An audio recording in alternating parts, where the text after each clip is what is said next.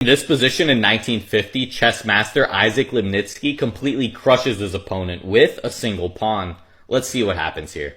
So in the game, his opponent just played d5, hitting the bishop. Lipnitsky opts for bishop to d7, inviting his opponent to grab the pawn on c7, which he does. Queen takes c7, and now the bishop is under attack. But Lipnitsky has a massive lead in development, and when you have a lead in development, you can't just be respecting your opponent's threats. So he counterattacks with pawn to e4, advancing the pawn forward and sacrificing the bishop, with the point that if you grab the bishop, then we have queen takes c3, forking the king and the rook. So the opponent defends with rook to c1. But here Lipnitsky has an incredible idea. He simply plays rook a to c8, developing his rook and basically forcing his opponent to take the bishop on d7. So we have queen takes d7. And now we just sacrifice the bishop. What's the plan? Well, there's one crushing move in this position, and Lipnitsky plays pawn to e3. An incredible pawn advance that now just controls the entire board.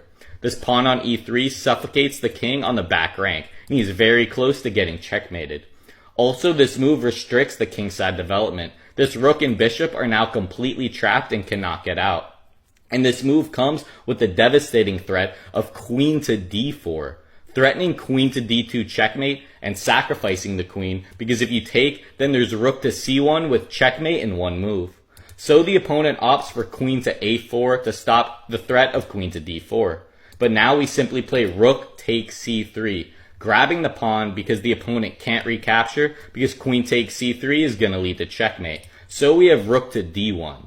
But now the attack is simply too quick. Rook f to c8, threatening to infiltrate. And the opponent desperately tries pawn to g3 to get their pieces out. But it's simply too slow. Rook to c1. And now bishop to h3, finally getting their bishop out and attacking the rook. But it really doesn't matter. Rook takes d1, queen takes d1, and queen to c3 check, forcing the king to step over.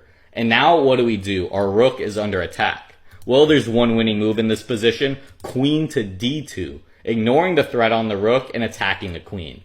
And now if you trade queens, and then we recapture and you take the rook, we're getting a queen into the game.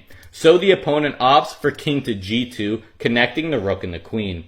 But here Lipnitsky finishes it off with the only winning move, rook to c1, sacrificing the rook to deflect the queen, because after you take, we have queen takes e2 and queen to f2. Checkmate.